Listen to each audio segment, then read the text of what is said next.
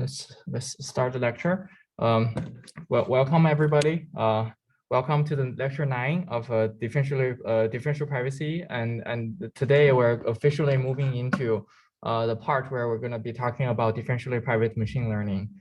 So after all the preparations on the DP basics and so on that leads to this point, and now I think we have all the technical materials for us to talk about the second part of the lecture on applying differential privacy to learning models and learn things while respect the privacy of the training data. Okay, so some logistical notes.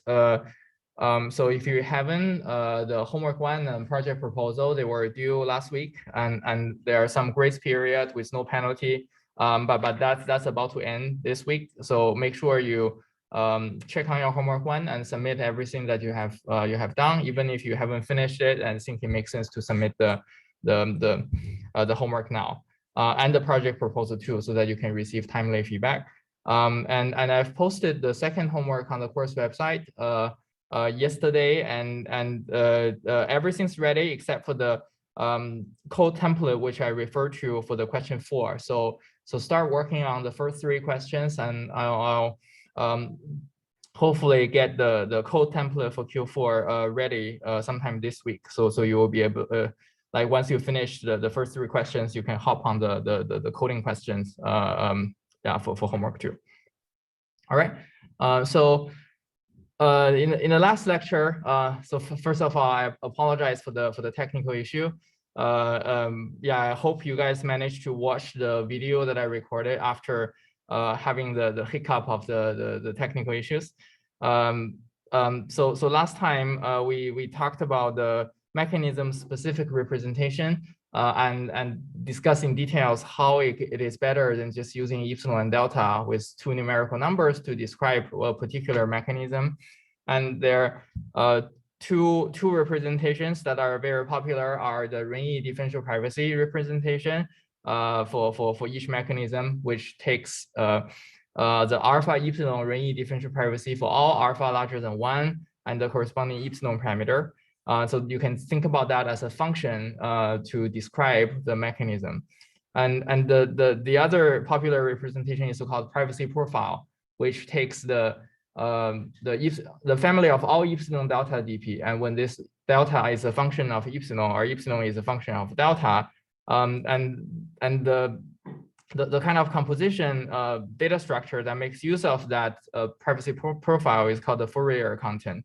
And we also talked about the related notion of the trade-off function, which can be set up as dual, being dual to the privacy profile. And to make use of the Fourier content, we need something called a dominating pair of neighboring distributions, or they don't have to be coming from 2 neighboring data sets. So it's a dominating pair of distributions or the corresponding dominating privacy loss random variables.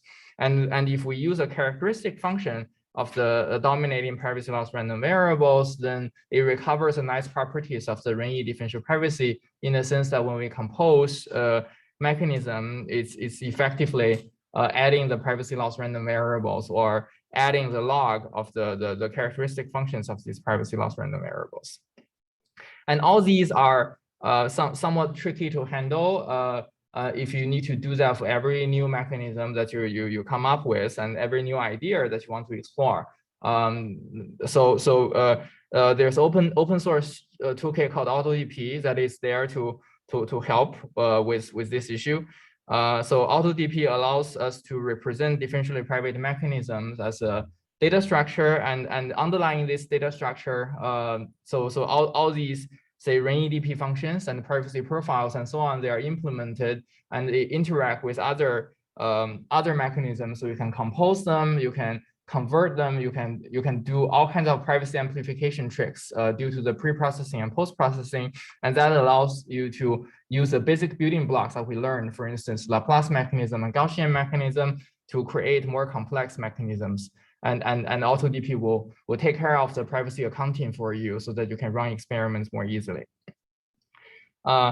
Yeah, I've covered most of these, but there are multiple different functions that we can use to represent in the individual mechanisms, with the RenEDP being the most popular.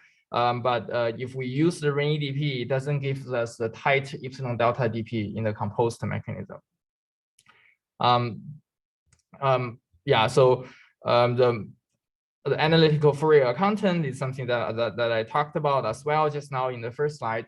So if we keep track of, say, the characteristic function of the dominating pair for the Gaussian mechanism, and that for the Laplace mechanism, and that for any of the mechanisms that we've learned, then you can mix and match and get themselves together, get all of them together to and create a new mechanism based on the composition of each one of these.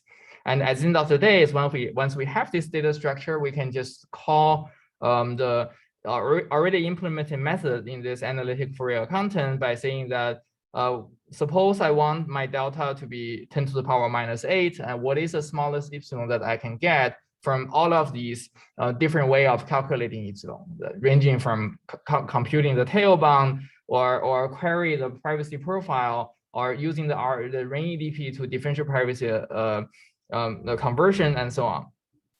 And that's handled automatically.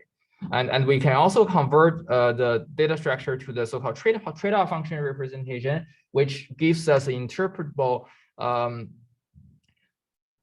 But yeah, can people still see the share screen? Yeah, from remotely. Yeah, so, sorry, I forgot. Okay, great. Yeah, it doesn't show up on my first monitor, so I guess it is on the other monitor. Great. Yeah, for more details on this data structure, you can refer to this paper. But for all practical purposes, you can just refer to the GitHub repo, and where like there are a bunch of activities going on implementing new five functions, creating new building blocks, and coming up with examples and tutorials to apply this to various applications of differential privacy. Okay, so yeah, the project website is over here. All right, so in today's lecture, we're moving into differentially private machine learning, and what I'm gonna do is to set up the problem, define all the mathematical notations, give several examples on what specific quantities could be, and what the applications of this differentially private machine learning are. And then I'm gonna talk about like some ignoring the computation. Then we're going to talk about like one algorithm that's typical and highly useful, and something that we have learned, the exponential mechanism, and how we can apply the exponential mechanism to the problem of differentially private machine learning.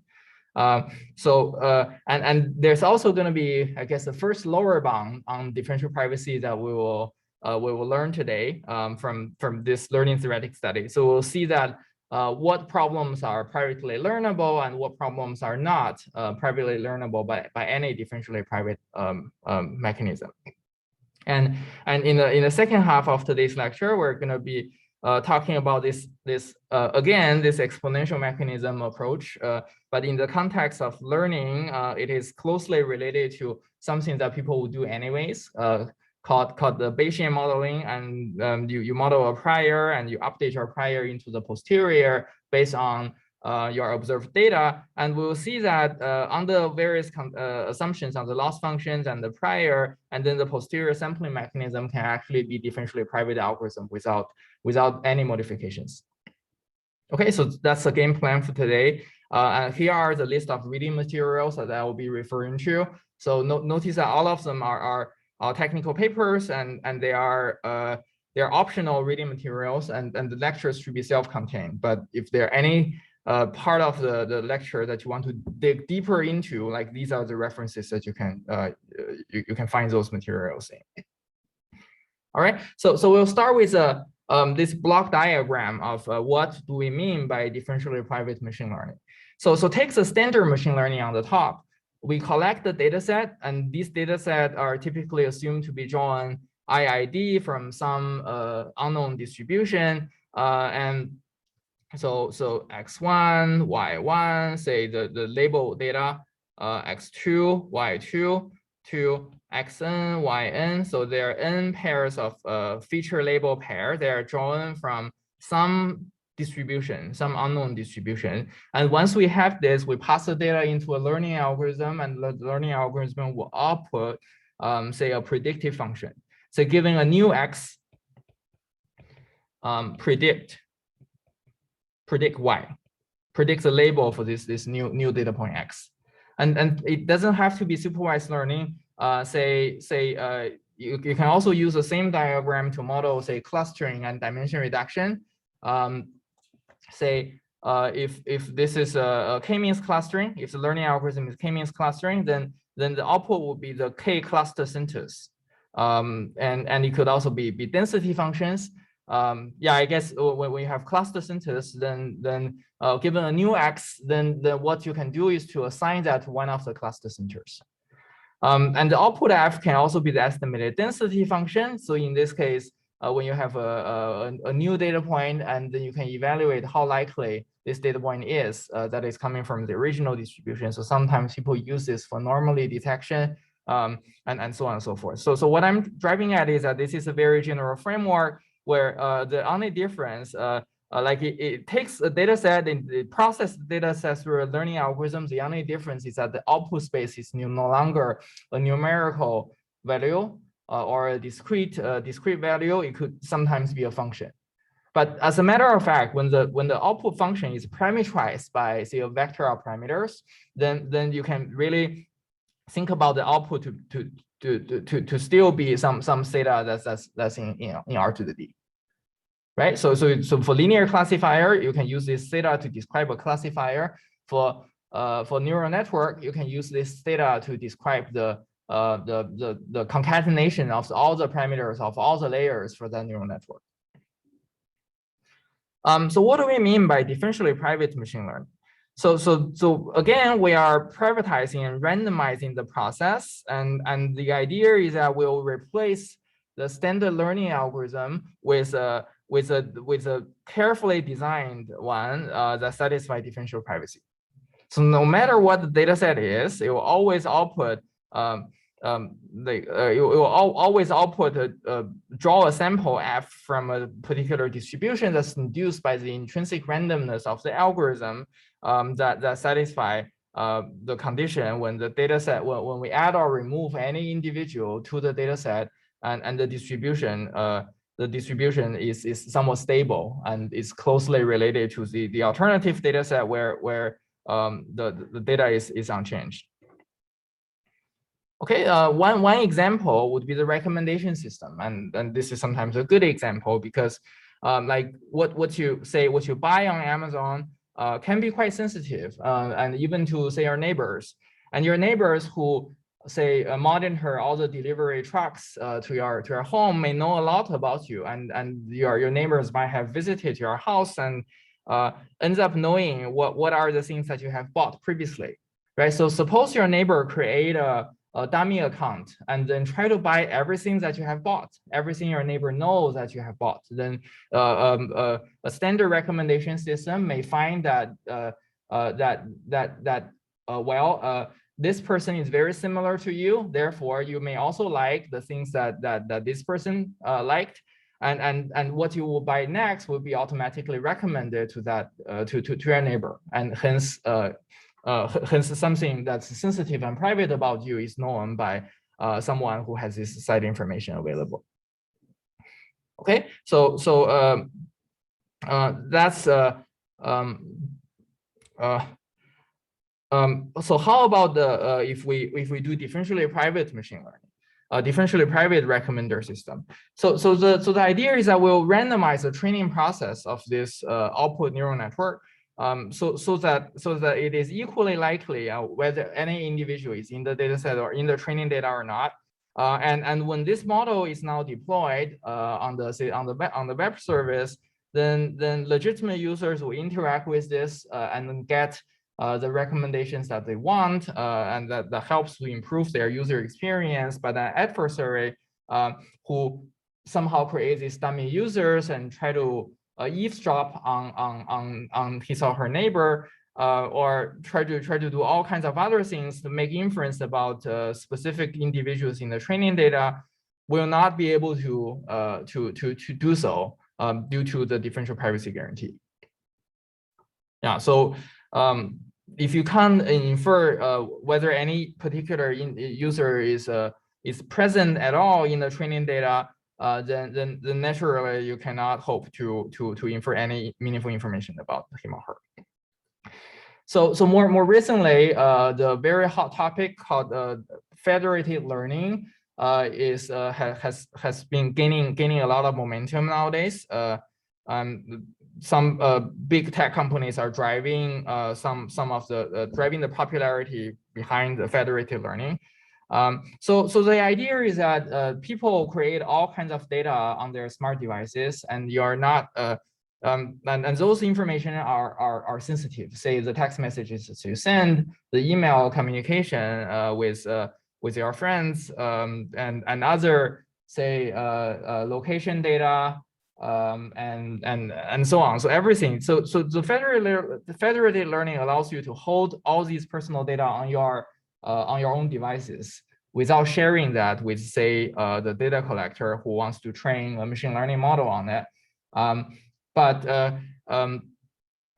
suppose you allow your data to be used for training, then it is possible that the quality of service that you will receive is going to be a lot better, because there are many people like you, and it will make the data set a lot bigger. And then the service provider will be able to customize to your need and to personalize the products that you receive a lot more than suppose you do not contribute your data. So privacy is obviously a concern. So besides the secure communication and the security link that makes sure that the individual devices is not going to be directly the data on individual devices are not going to be directly collected by the server who's conducting the training. But like in the process itself, we sometimes also want differential privacy to be true, because sometimes it's not about how you train the model; it's a model itself that contains information about you.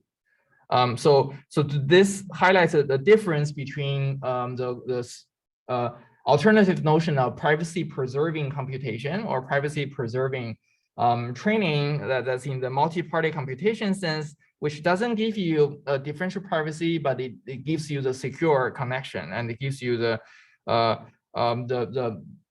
power that you can hold on to your own data, but you are still sending the gradient, say, of the model on your data to the central server. And differential privacy serves a complementary purpose, because it nullifies and eliminates the risks from the trained model itself.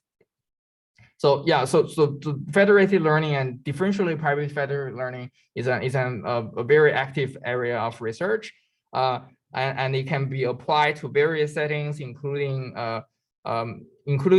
like this many smart devices kind of setting, when we want to ensure that adding or removing any individual smart device is not going to affect the distribution of the output model by a lot.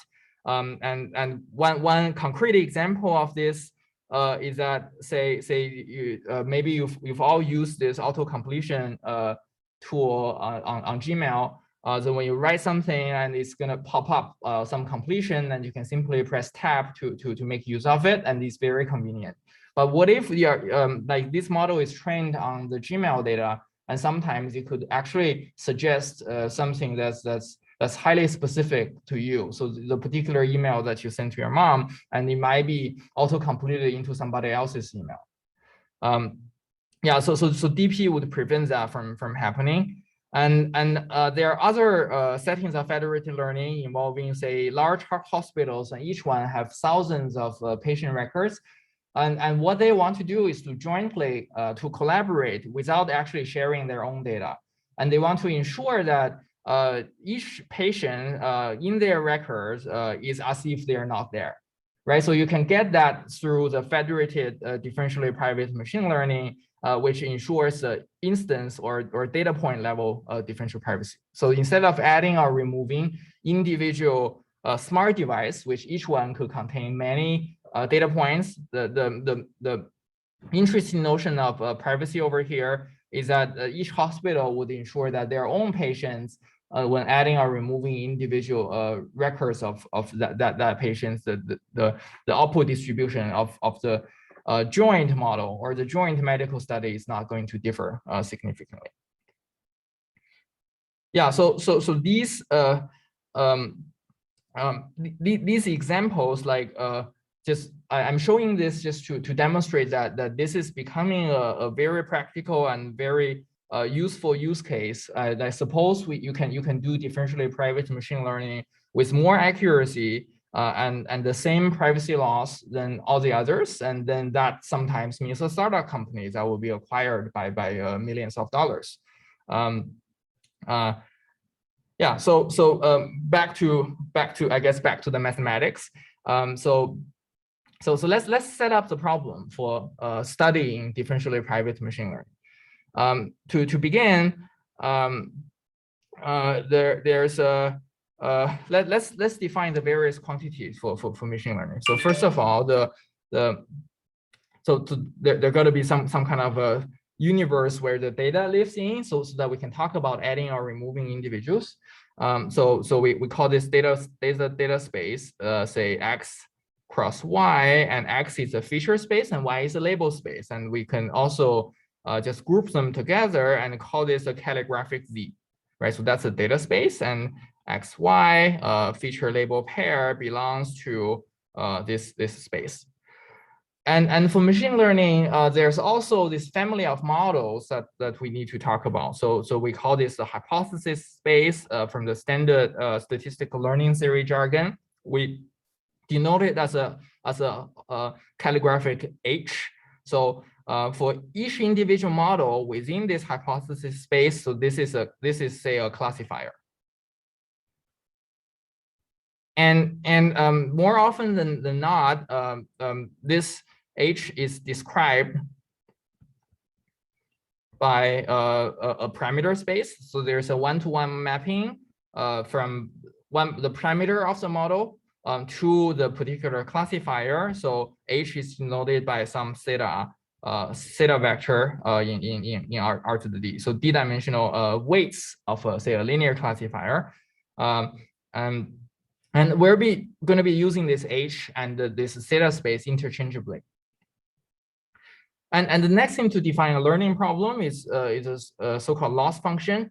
And what is a loss function? It basically measures how accurate your prediction is. If your prediction is wrong, say 0, 1 loss, says that if your prediction is wrong, is an indicator of say H of X is not equal to Y. So I denote this as the loss function of H and XY.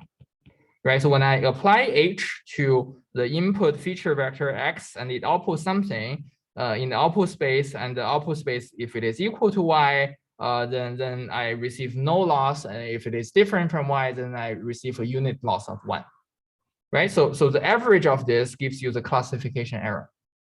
But it doesn't have to be 0, 1 loss. So the loss function can be, say, the square loss, logistic loss, and so on, which I'll give you example later. So the loss function is some measure of your failure. The larger this number is, like the worse, and the hope is that you want to somehow minimize this loss function for future data. So what does the learning algorithm do? So the learning algorithm takes a tuple of the data set Z1 to Zn, and output either like some hypothesis within the hypothesis space or some probability distribution of the hypothesis that you simply sample from, right? So that's what the learning algorithm is about.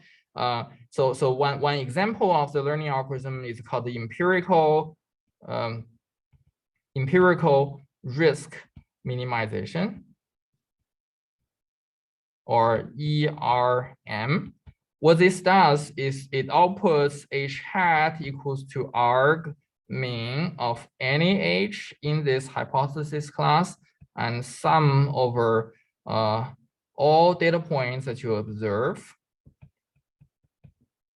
Yeah, so this is a so-called empirical risk minimization, and the reason is because this is denoted by n times the so-called empirical risk of the h and the data.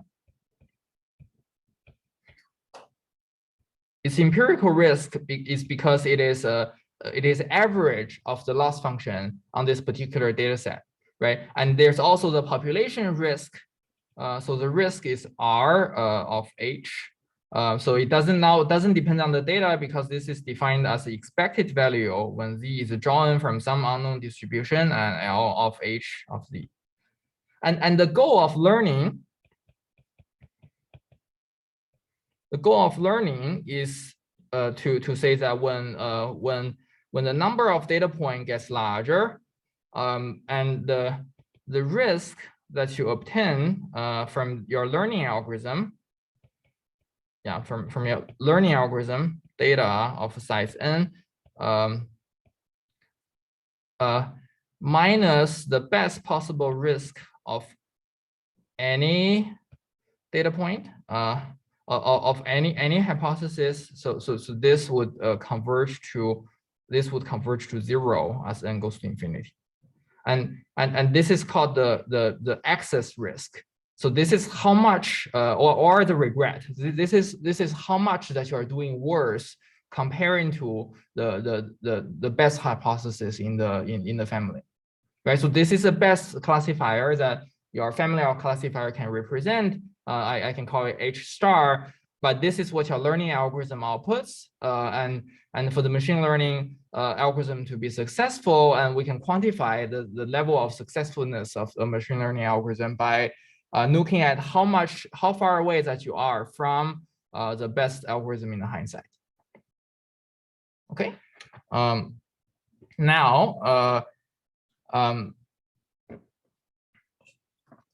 Now let me give you a few more examples of this learning task and what these data space, hypothesis, class, and loss functions are.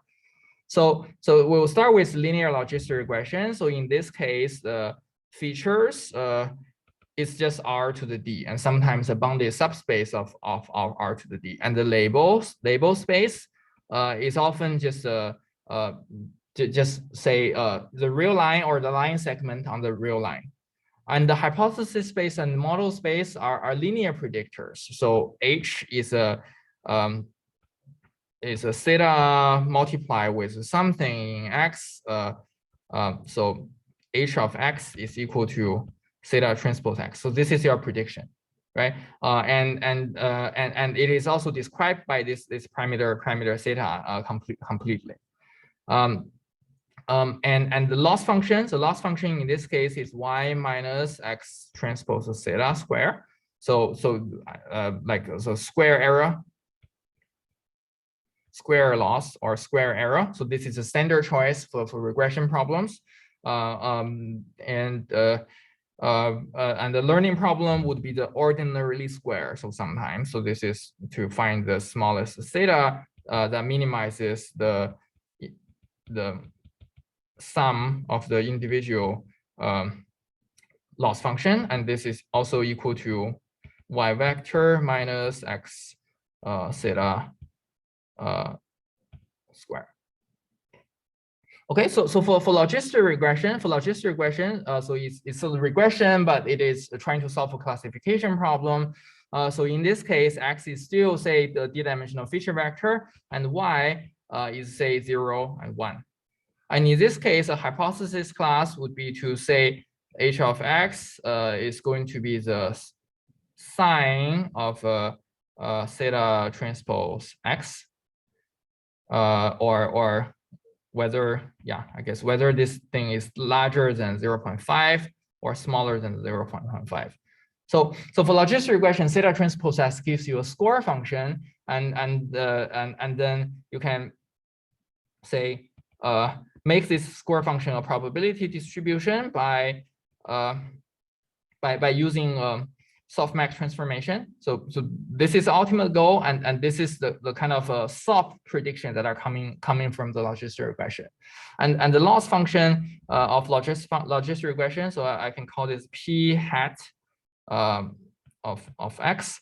The loss of the logistic regression is a cross entropy loss, or so-called the logistic loss, which is defined by the minus y log of p hat of x plus 1 minus y 1 log of 1 minus p hat of x.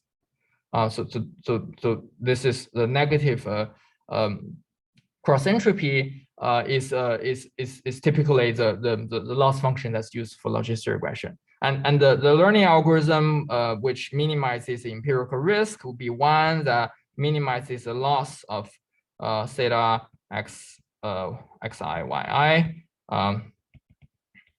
Yeah, and for all these learning algorithms, sometimes you add an additional regularization term to in logistic regression. For instance, this makes the sometimes called the large margin classifier and so on. So there are various different notions that people assign to this regularization, but they are there to make things more regular. Okay, so a more theoretical note.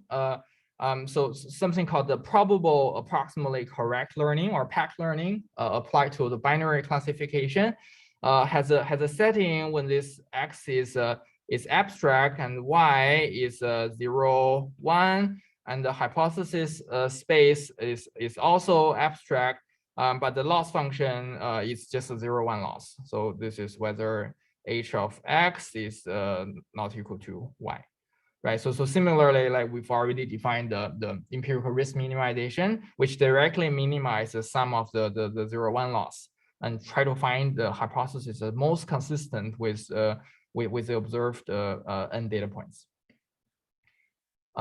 So for k-means clustering, let's say that the input space is also R to the D, and the hypothesis and model space is a k clustering centers. So it's defined by theta 1 to theta 2 to theta k. So this is in say R to the D by k. Okay, so this is your model space, and the kind of loss function that we're hoping to get is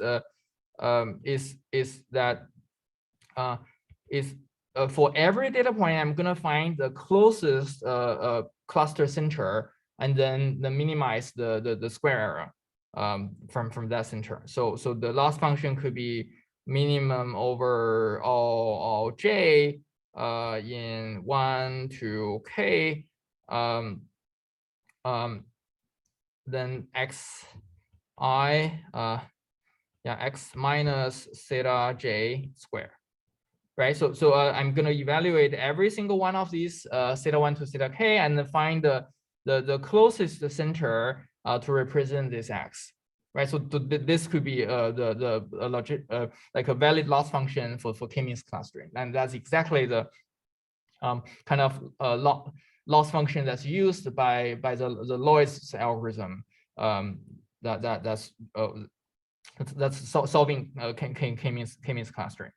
And if you are a generative modeler, you may also say this is a mixture of normal distribution or a mixture of other things distribution, and then this loss function can be replaced by the negative log likelihood of your favorite distribution that could have generated the data, right? And then you get the probabilistic notion of learning from there. And the learning algorithm would be to simply minimize the sum of this loss function over I from 1 to n. And sometimes the learning algorithm is easy to solve with a convex optimization problem. Since it is a convex optimization, as in the linear regression and logistic regression. But for k-means clustering, this problem in general is computationally hard. Right, so and all you can hope is to approximate it within, say, a constant approximation ratio. Right. So for the recommendation system, I'm gonna give one like most popular example of a particular matrix factorization algorithm for recommendation system, and in this case, the data space in this case, the data space is say individual users. So let's have what's in mind, a movie recommendation problem where there's a big matrix of this is movies and this is users. For each user, like he or she might have watched. There are a lot of question marks, and but this user have watched this movie and gave a 5-star. And have watched this other movie and give a 1-star. And for another user, the other user could give a 4-star here and 4-star here, and everything else are question marks. Okay, so this is the kind of data that you get for the recommender system. And in terms of each data point, and we can think about every row of this matrix as a data point that's associated with that particular user A, B, C, D, E, and each one would have these question marks, and together with the ratings that you have given for each particular movie. Okay, and what is a hypothesis space and model space for recommender system? So what is typical to assume is that this matrix, this big matrix is low rank, in the sense that it factorizes into two matrices, U and V transpose, and it looks like the following, and with a rank K in the middle. And notice that there are a lot of question marks, but suppose we actually observe all these non-question mark elements, and the number of like observations within this very big but sparse matrices is sufficient, then the number of constraints is enough for us to estimate, say, this U and V factors simultaneously. And for as a learning problem, since the users can go to infinity, and this n by k and k by m, this m is fixed, the number of movies is fixed, and the number of users will go to infinity, then it is really this V parameter that we're hoping to get that describes our hypothesis space. Because once we have this U matrix, figuring out what this U matrix is becomes a simple least square problem. Okay, so in this case, we model this hypothesis space to be say R to the m by k, where m is the number of movies and k is the rank of this matrix that we assume. And what is the loss function? The loss function could be say the loss function of say H and the particular data point could be the sum of I in non-question mark. So everything that's not question mark, and is X xi. So this is a rating of this this user X on the ICE movie. And I guess this is how consistent this is with I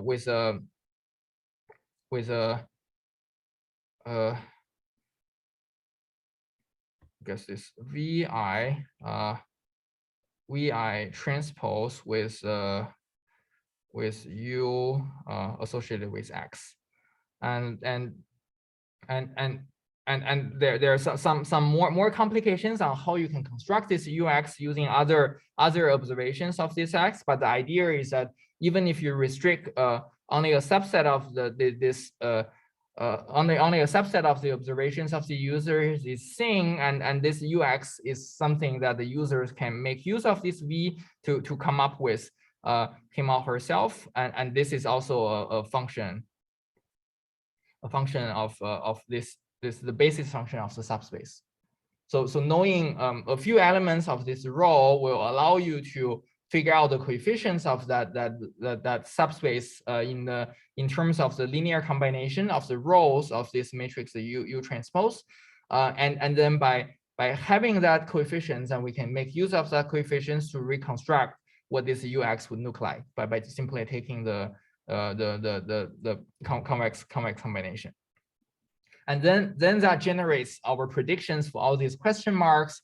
And for all these question marks in the future, if the user end up seeing that movie and then give a rating for that movie, and given a rating for that movie, and then we can define the expected future loss function, like in the same way that we set up the problem previously for regression and classification problem. And obviously, the empirical risk minimization learning problem would be to try to find the closest in UMV where this U is a nuisance parameter that like I said, once we fix and U can be solved by least square, and you can simply replace this U with U as a function of V, and then minimize the kind of observation Frobenius norm, but defined on this observation mask of all things that are not question marks, right? So this will be the learning problem that minimizes empirical risk with respect to the parameter of the model V. Okay, so I've given a tour of some of the representative learning problems in machine learning, and what do we know about them, like theoretically? So let's define a few more quantities. Say, what do we mean by a problem is learnable, right? So a learning problem has a data space, like a learning problem has a data space, has a hypothesis space.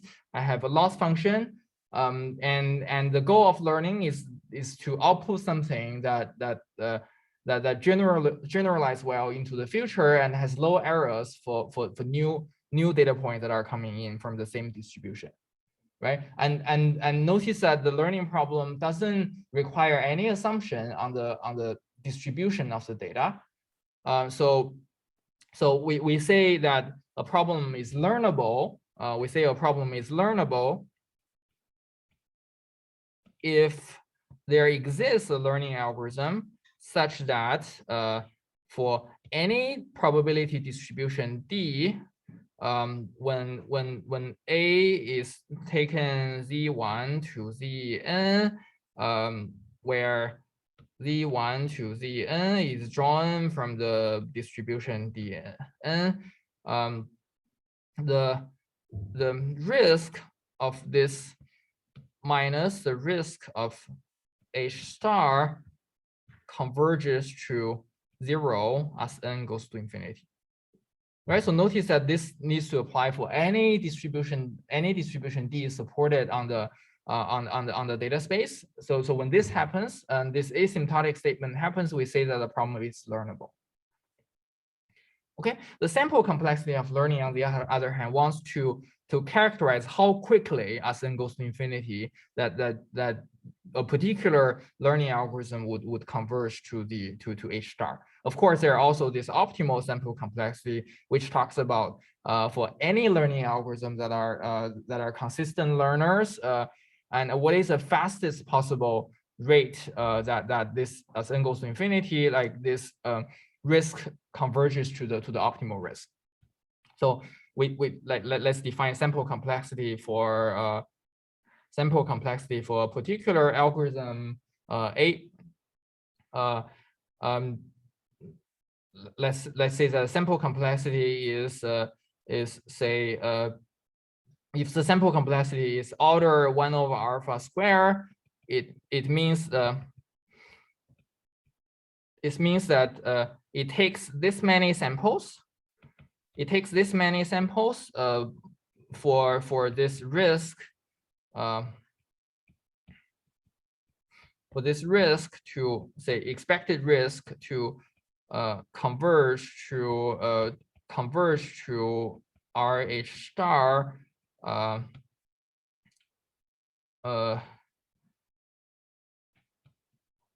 up to an error of alpha. Right, so this is a standard kind of risk that we would expect, the same as a statistical estimation.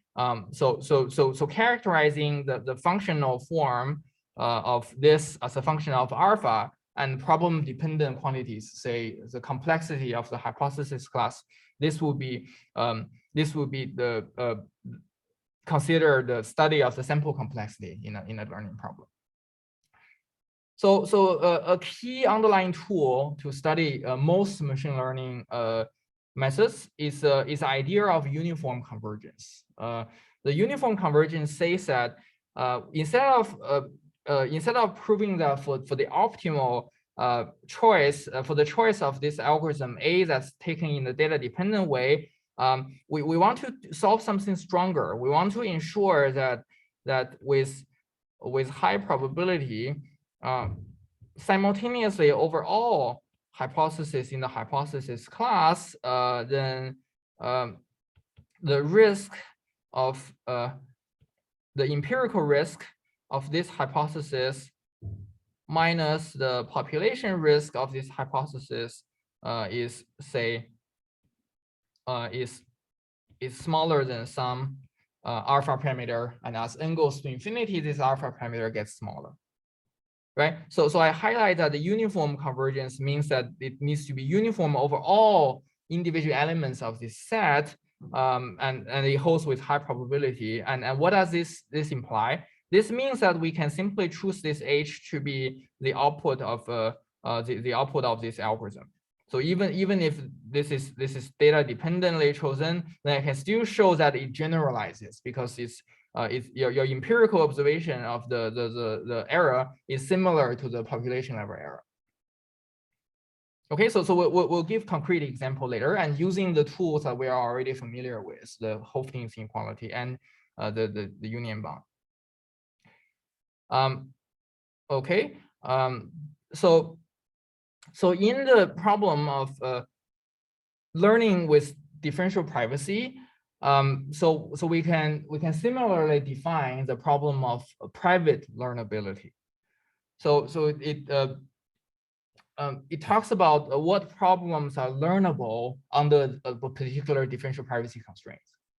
So in this case, let's say that so it's a restriction of the allowable learning algorithm over here, right? So the non-private learnability suffices if there exists an algorithm that learns consistently, that gives you 0 error as n goes to infinity for any distribution. And the private learnability is defined to be that the same thing, but this A needs to satisfy epsilon dp. And sometimes it suffices for any epsilon that's finite. That's fine. Then we'll consider this problem privately learnable. Now, similarly, the sample complexity of private learning would to characterize this n as a function of alpha and some complexity measure of this hypothesis class, and together with this epsilon parameter. Right, so the stronger the differential privacy parameter, yeah, that you want this to be, the chances are you will need more data points in order to achieve alpha level learning by competing with the best model in the hindsight. Yeah, and when we study the learnability and sample complexity, these are information theoretical, and often we do not consider whether there are efficient algorithms that can actually realize those algorithms, say the empirical risk minimization.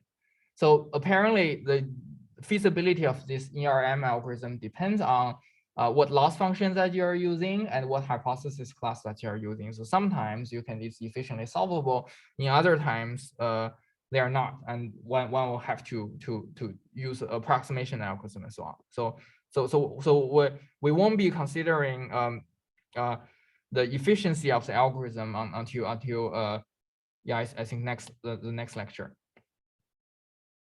All right, so we'll give you a simple example to illustrate how uniform convergence and the standard statistical learning works with finite hypothesis space.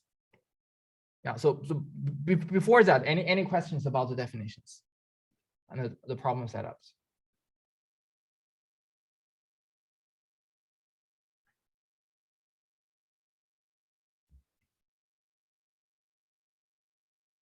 Okay, then let's let's give the first proof of today.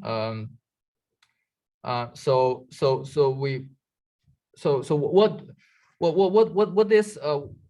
what this is really a application of things that we already know. So consider pack learning. So recall that the loss function is just a 0-1 loss.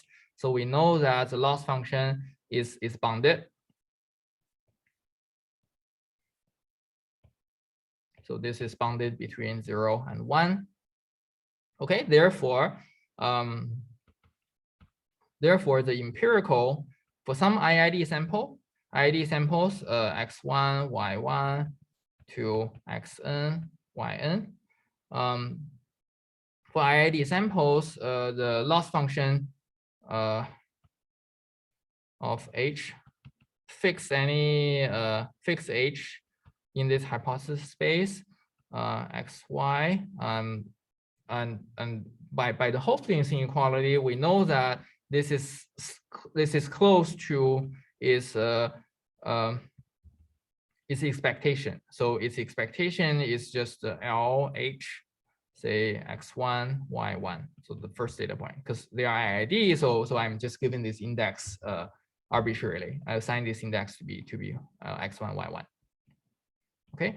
By Hofstad's inequality, we know that this is smaller than, if you still remember, 1/n, and then square root of 2 log 1/beta with probability 1 minus beta. Okay, we can apply this because the individual data points are independently sampled, and the quantity that we're averaging is a scalar, and it's bounded between 0 and 1. Right, so recall the W exponential tail of the Hofstad's inequality, n squared, t squared, and then the sum over bi minus ai, right? So in this case, bi is 1 and ai is 0, and you get an n in the numerator, and then by assigning this to be beta, and then you recover this this is tail bound. Yeah, I think there's a factor of 2 here to capture both sides of the inequality. Okay, now for all h in a finite hypothesis space simultaneously, you can simply apply the same inequality to every one of them, then add up this this failure probability beta, and what you can get is that the max over all hypothesis, the empirical risk converges to the population risk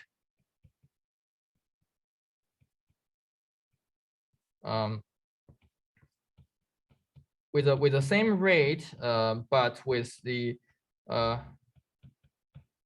cardinality of the hypothesis showing up over here in square root in the logarithmic factor. Okay. Yeah. So once we have this, like what we can do. So let's now go to what we are actually trying to prove. We want to prove that, say, the empirical risk minimizer, which is h hat, and h hat is equal to the arg mean of Rn hat of h. Okay, so this is our ERM. So we want to show that the risk of this ERM minus the risk of the best possible classifier H star is somewhat small. So what we can do is to add or remove our hat.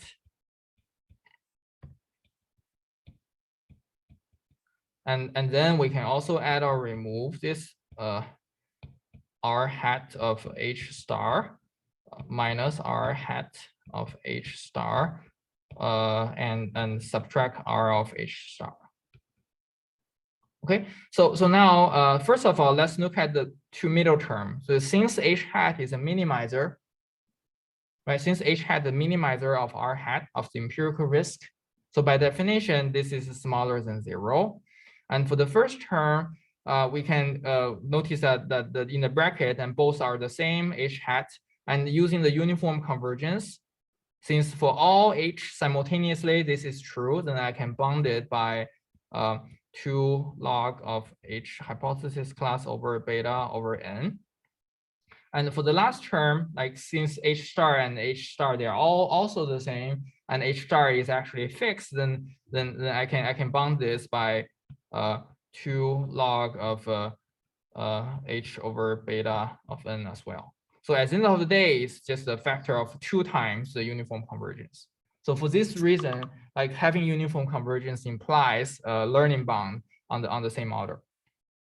Okay, let's try remembering this number. So we get 1 over square root of N, and also a square root of the log of the hypothesis class that we have seen. The next, like there's actually one hammer that we've learned how we can do private optimization, right? Especially for the finite, especially a finite space. So this is from the lecture of the private selection. So the problem of private selection is to select item with the highest utility. So in this case, the empirical risk actually defines a utility function, right? So why don't we just apply the standard empirical exponential mechanism to the problem of empirical risk minimization and see what is the kind of result that we can get by just directly using the utility theorem for the exponential mechanism. Okay, so recall that the exponential mechanism is outputs H hat with probability proportional to the e to the power of the minus empirical risk would be the loss function. So minus empirical risk of H, and then this is dividing by epsilon, maybe 2 epsilon, and multiply by the sensitivity of this function, by the sensitivity of this utility function. And what is the sensitivity of this utility function? Since R hat is a 1 over N sum over the loss function, and the loss function are bounded between 0 and 1. And let's say that we are adding or removing. Let's say we're replacing, since we are taking the 1 over N factor. Then this delta is 2 over N, right? So using the boundedness of the individual loss function. So having that, and then we can already try. So by the way, by the standard analysis of exponential mechanism, we know that this satisfies epsilon dp, right? This satisfies epsilon dp. Now it remains to do the utility analysis to see how much additional error that we have to incur when applying this to the standard machine learning problem. So let's try to apply this. So we already know what this utility sensitivity function is, and this is a space of the elements, and the space of elements will be the hypothesis, the number of discrete elements in the hypothesis class as well. And for the space of optimal hypothesis, let's lower bound this by 1, right? So what we will end up getting is that the what we'll end up getting is the R hat of H hat minus the R hat of minus empirical risk minimizer. Yeah, minus the error that's obtained by the empirical risk minimizer, and this is smaller than whatever quantity that's over here. This is smaller than 2 times 2 over N epsilon and log of the hypothesis class. Log of the cardinality of the hypothesis class plus the log of 1 over beta. Right. So what this is saying is that with probability 1 minus beta, we can get to this close to the empirical risk minimizer. But just recall that previously from the standard analysis in the statistical learning, we've seen that the R of H R of the HERM minus R of H star.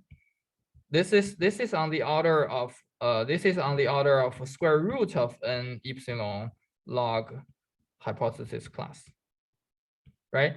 But what is this? This is n epsilon log of hypothesis class.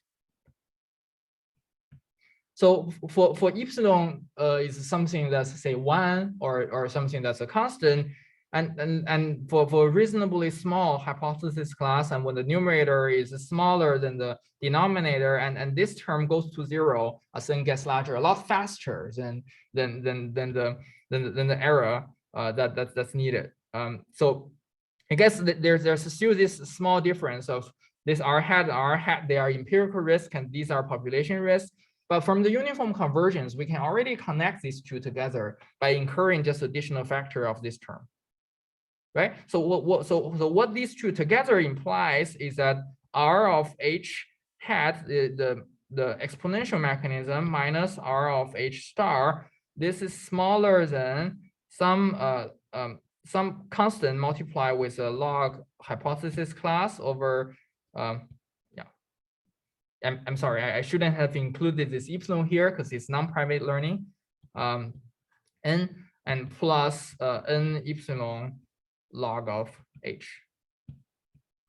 Right. So this is pretty nice because it's saying that asymptotically, we're not actually losing anything when we are learning with differential privacy. As n goes to 0, the additional error that's required by privacy goes to 0 substantially faster than the error that you have to incur anyhow in the standard learning. Okay. Yeah. So let me say this punchline, and we'll go into our break. So just now we've only talked about the discrete hypothesis class. But a big part of machine learning is to be able to handle, say, a continuous hypothesis class, such as those satisfying the bounded VC dimension, which is one standard measure of the complexity of a continuous hypothesis class in the in a machine learning literature, which implies uniform convergence. So the short answer is quite pessimistic. It says that no differentially private algorithm can actually learn the VC class, even if the class satisfied VC dimension is equal to 1. Okay, so after the break, I'm going to illustrate this lower bound and explain to you why differential privacy is fundamentally at odds with learning even the simplest possible learning problems that are in a continuous hypothesis space. Okay, I'll resume the lecture at 2:13.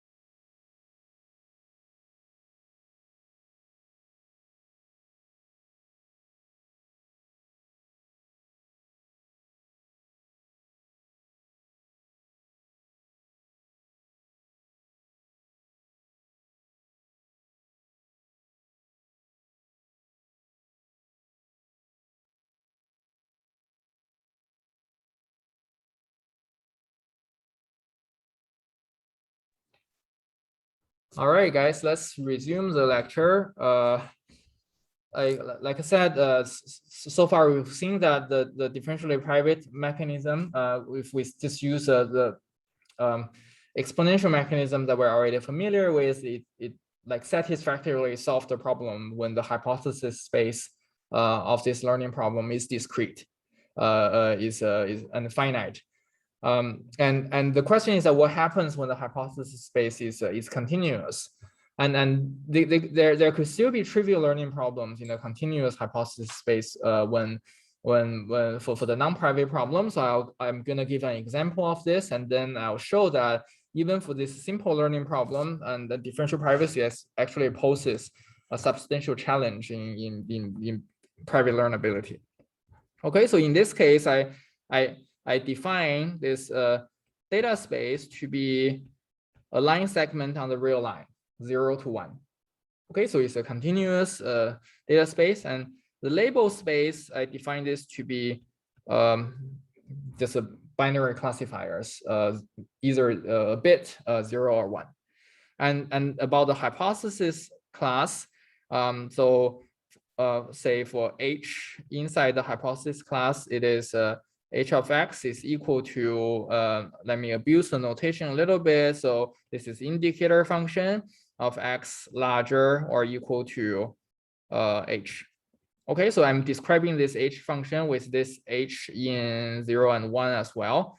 And the kind of classifier says that if the number is larger than H, then I'm going to output 1. Otherwise, I'm going to output 0 over here. Okay, so that this is what this hypothesis class is about. Okay, so it can be shown that this hypothesis space, this VC dimension of this H, is equal to 1. And what I'm not defining VC dimension here, but effectively in non-private learning, you can replace the log of H cardinality with a VC dimension.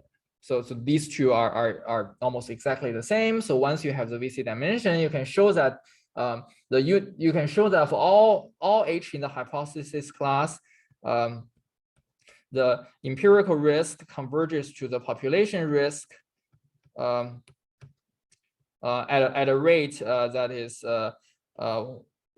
this VC dimension over n at this rate. So in this case, since the VC dimension is 1, then you get this square root of d over n. And in addition, so this says that the non-private sample complexity n is on the order of 1 over alpha square. Yeah, for any distribution. If in addition there exists H star such that the error is 0, then there's a faster learning rate which says that the sample complexity is on the order of 1 over alpha, right? To achieve the alpha accurate classifier comparing to the best classifier H star. Okay, so this is what happens in the non-private case, and I'm gonna show that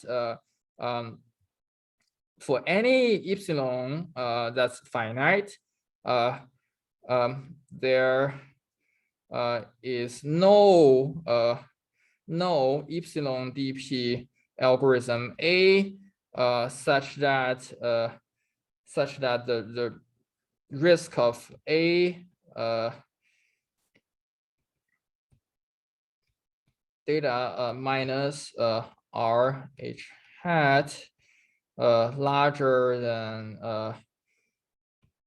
is smaller than, say, smaller than 0.9. Okay, there no such epsilon differentially private algorithm A such that the such that your performance is better than, like, just a little bit better than trivial. Okay, so how are we gonna demonstrate this on the on this example? Okay, so I'll first state the intuition. So the strategy that I'm gonna take is to construct many many distributions. So since this is a distribution-free learning, and the kind of result needs to hold for all distributions simultaneously, and the distribution will go into the definition of this R, right? For any distribution D supported on this data space 0, 1 and label space 0, 1. So I'm going to create D1, D2 to DK. So these are the distributions where you are sampling your data from. I'm going to define all of these and then make an assumption that this A is successful on D2 to DK, and then show that this implies that A fails on D1. Okay, and I'm gonna construct this like a set of distributions like very carefully depending on the parameters of the problem, so that I can establish this. Okay, so how are we constructing this this set of distributions? So let's draw a long line of between 0 and 1, and this is our X space. And what I'm gonna do is to divide this into a bunch of little bins, and each one of them has the width of eta. Okay, I'm gonna choose eta to be say e to the power of minus epsilon n, where n is the number of data points that I'm going to collect, and epsilon is a epsilon dp parameter of interest. And now so with this I'm going to define say k to be just 1 over epsilon, right? So e to the power of epsilon n. So I'm choosing, like I said, a very large set of possible distributions that the data are coming from. So what is a like specific k? So we have D1 to DK. So let me say make this one a little bit larger. So this is a third region, and I'm gonna define D3 to be say a uniform distribution between this part and this part, and this is I'm calling this H3, and this is H3 minus 1/3 of eta, and this point is H3 plus 1/3 of eta. And then for any points that happens to be between H3 and H3 plus 1/3 of eta, I'm gonna assign plus.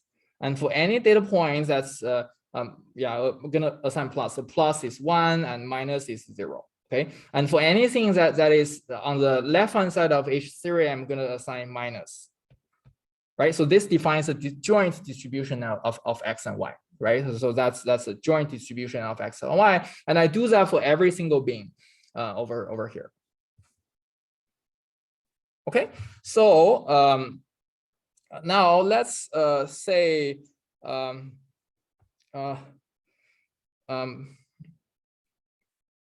now let's make an assumption that A is successful on D2 to DK. So the idea is that if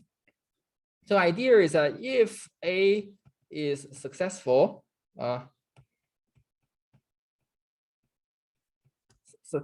on say DI, then like with high probability this A of this data drawn from DI needs to give me something that's in between needs to give me something that's in between HI minus eta over 3 to HI plus eta over 3. Are you guys following this? Because the threshold that's output from this learning algorithms needs to be somehow between this region of support. Otherwise, you will have like a trivial classification. Otherwise, you will classify everything to be to be 1, or classify everything to be 0. And then you're going to be missing like half of the classifier. Yeah, half of the data point. So error will be very close to being perfectly random. Like instead of with high probability, let's even make it a little bit weaker than that. So let's say that it is the expected value of A data is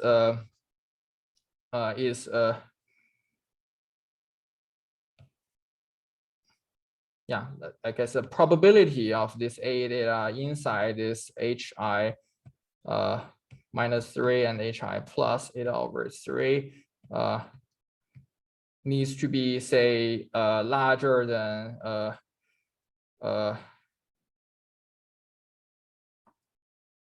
0.9. Okay, so with like sufficiently large probability, like this needs to be this needs to be this needs to be large, or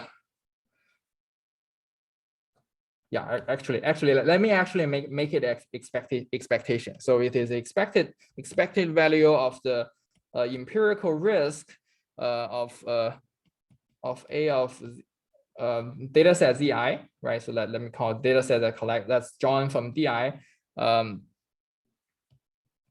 this particular data set is smaller than 0.1, right? So this is a statement. So first of all, this is a statement about the population risk, but I'm like now making an assumption about the empirical risk, and they can be connected to each other within plus and minus something like 1 over square root of n, like due to the uniform convergence. And because of the uniform convergence, saying that A is successful on the distribution Di is almost equivalent to say that this A is successful on this particular data set, and it classifies data points within this data set like sufficiently accurately, right? And this is saying that it's classifying 90% of the data points accurately, and only 10% of the data point can be misclassified. Okay, so that's our assumption, which realizes that A is successful on D2 to DK. Okay, with that in mind, now let's show that on the distribution D1, and using the definition of differential privacy, we can actually formalize a lower bound. Okay, so what we're gonna do is the following. So first of all, the probability of this A applying to the data set Z1, right? So Z1 is drawn from D1 to the N. Okay, so this is IID data point that I draw, that I'll pass into this differentially private algorithm. So the probability is that it doesn't belong to H1 minus H1 plus like eta over 3. So this is a probability that it behaves very poorly, right? So recall that this is a support H1. This is the support of the distribution, H1 minus eta over 3, H1 plus eta over 3. This is saying that the classifier will output the threshold that's either here or here, right? This is the region of the space where the classifier would perform poorly. I'm gonna construct a lower bound for this, but first seeing that this is a region of everything, like between 0 and 1, right? And what we can do is to say that this is also lower bounded by all the sub-regions that are inside other bins. This is smaller than sum over I from 1 to k. The probability of P A Z1 inside HI minus eta over 3 to HI plus eta over 3. So I'm not changing the input data, but I'm changing the I'm changing the region. So notice that this region, the concatenation of this region, and first of all, they are disjoint, and the concatenation of all of them, the union of all of them is a subset of this region, of the region that I'm highlighting on this figure. Right, so therefore this is a smaller set of the event. Therefore, we have this inequality. Now, by the definition of differential privacy and the group privacy property, we can lower bound this with e to the power of minus epsilon times n, p of a z I belonging to hi minus eta over 3, hi plus eta over 3. So this is by the group privacy property of epsilon dp, right? So recall that if the two data points differ by just one data point, two data sets differ by one data point, then the probability distribution of any set needs to satisfy a multiplicative relationship by e to the power of epsilon. But over here, so the two data sets are completely different because their support are disjoint. To say it differently, for the size n data points, they differ by n data point entirely, right? Which by the definition of differential privacy means that they still need to be somewhat close to each other, but by a multiplicative factor of e to the power of minus epsilon times n. Okay, and now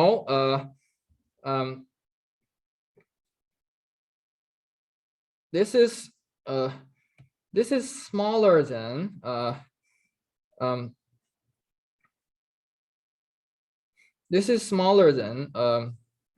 k times e to the power minus epsilon times n multiply with 0.9 from the assumption that I was making earlier, because our assumption is that the expected value of the r hat of a z I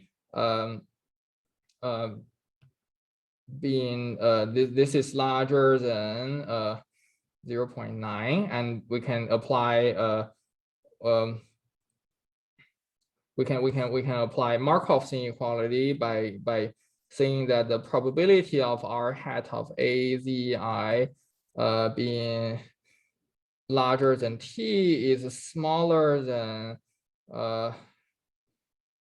e to the power of I guess the expected value of this divided by t,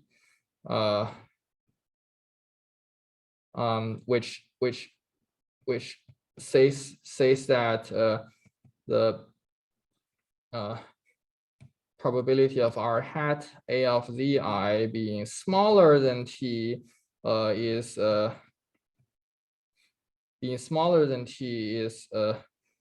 is larger than 1 minus e r hat over t, and we can choose this t to be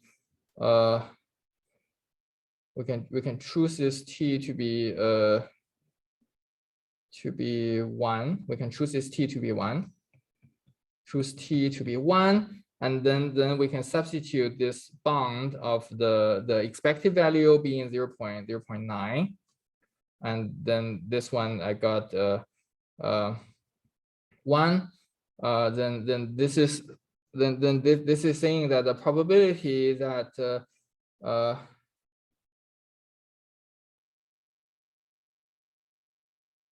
the probability that my classifier is doing well on all the other data points is wait, I feel like I'm might have got one of the direction of the inequalities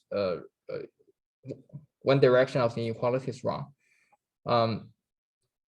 Yeah, but the point is that for this classifier to do well on this distribution di, it needs to output a hypothesis that's at least within the range of the distribution support. Otherwise, it couldn't possibly get any error that are better than 0.5, right? So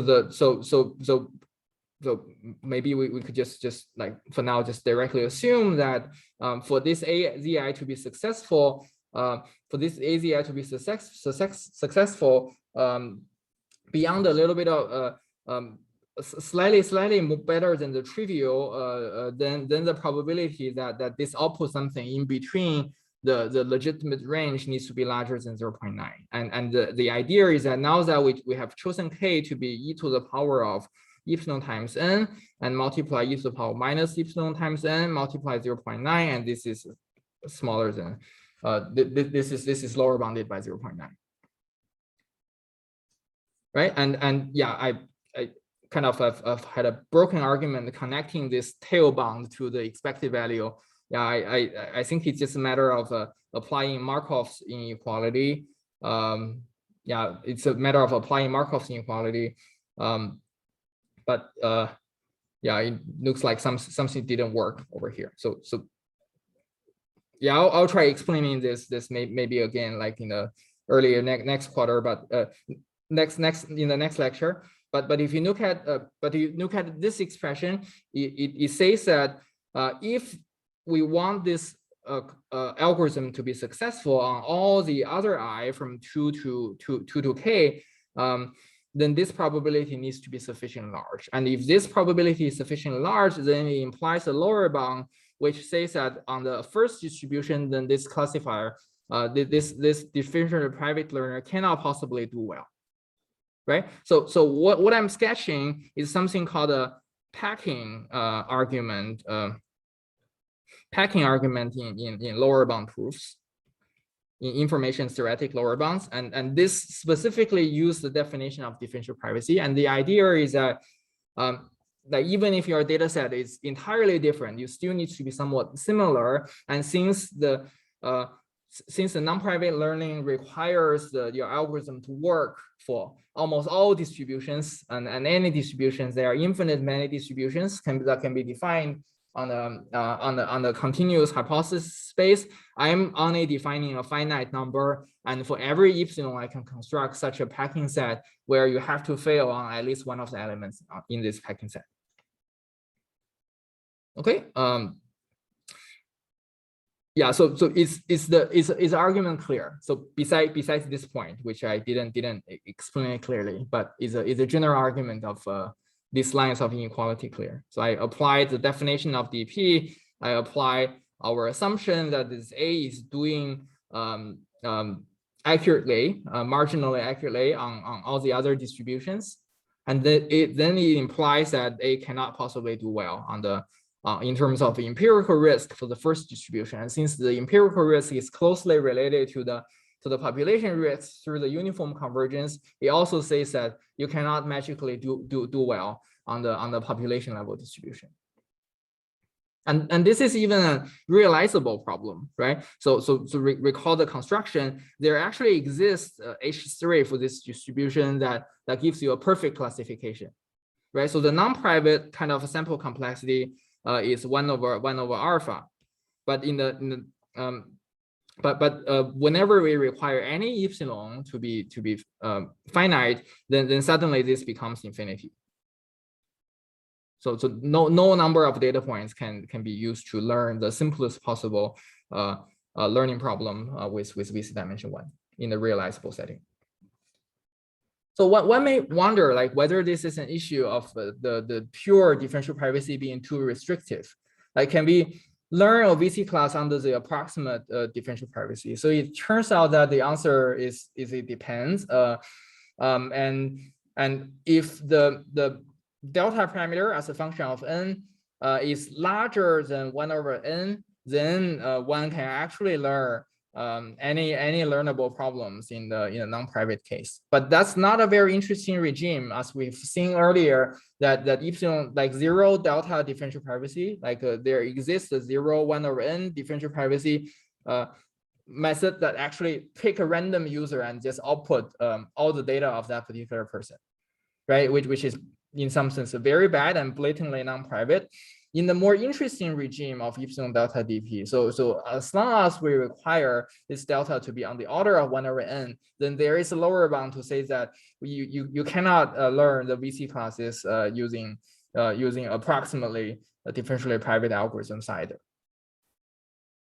Okay, so this is really something fundamental about DP that makes it unable to learn under the same assumption of the standard non-private learning. Okay, I've explained these intuitions. So let's move forward a bit. Yeah, so it's not the end of the world, because what we have constructed is something that's highly peculiar. We actually are considering a family of packing distributions that are more or less like point masses. They're arbitrarily close to those small regions where the non-private learning will have to zoom in to a very small neighborhood of the hypothesis space in order to do well for those distributions. Right? So suppose we make some additional assumptions on the family of learning problems. Say if we assume the loss functions are Lipschitz, or if we assume the distribution of the data behaves more nicely. Say it has bounded probability density, and none of the regions will have a super concentrated probability distribution. So under either of these two assumptions, and then we can show that using exponential mechanism can actually alleviate the problem and then learn something for every VC class. As a checkpoint, so we've seen that in the finite hypothesis class,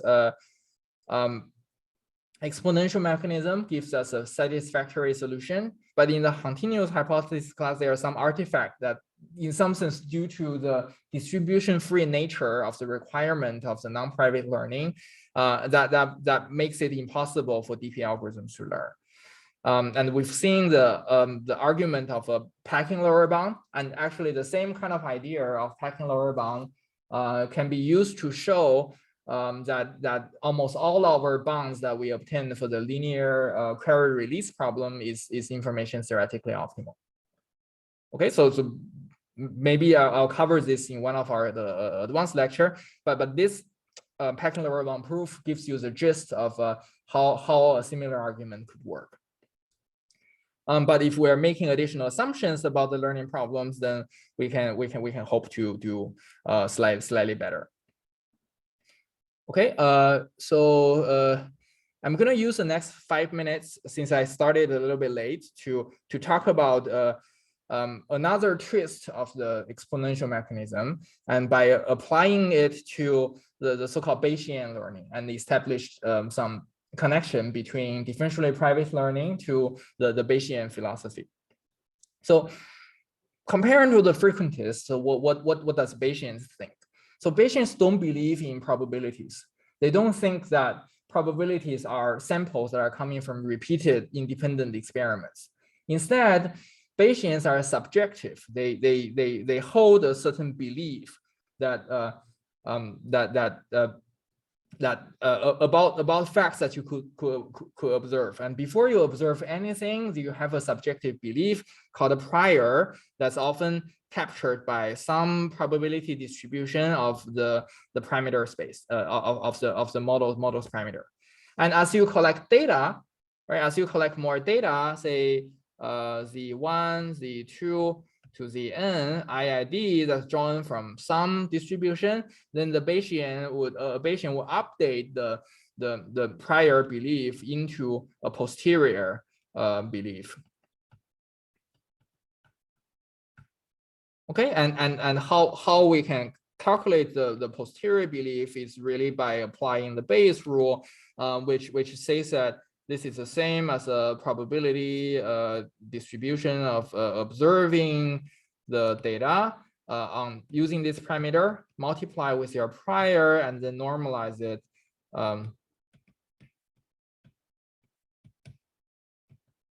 Okay, so that's how you calculate the posterior. And because these are IID data, the numerator would factorize into a product distribution of PD of Zi given theta and pi of theta.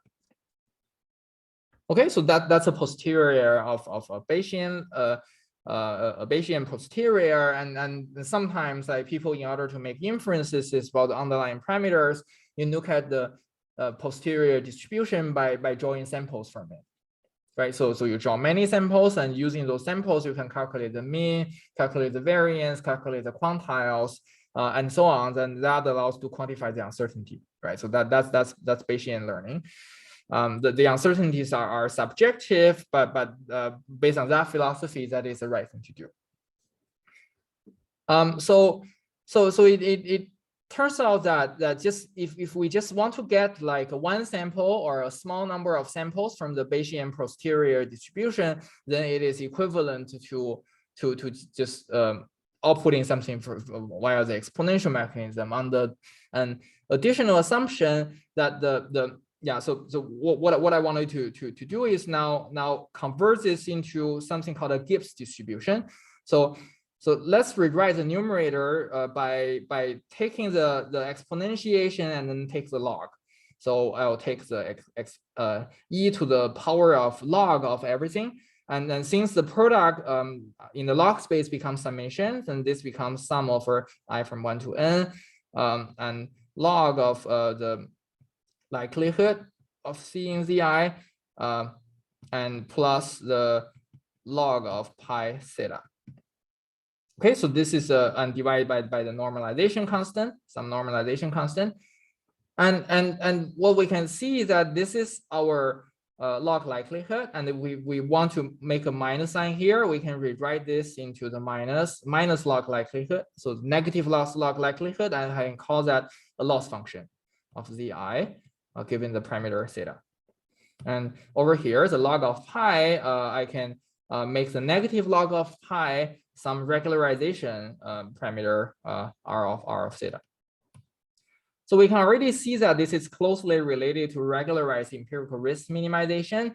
And this each individual loss functions is a log likelihood, a negative log likelihood from your probabilistic model. And what we can see is that if the log likelihood satisfies that it is bounded, say by B, and for any prior, then sampling from this distribution is equivalent to an exponential mechanism. Okay, so what is a global sensitivity of the utility function?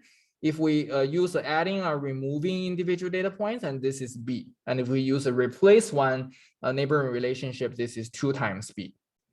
And this is kind of nice because now we can tap into a lot of the classical results from statistics about the Bayesian posterior, because we know that the Bayesian posterior will, as number of data point goes to infinity, will converge to asymptotic normal distribution. Then we can make easy inferences about it.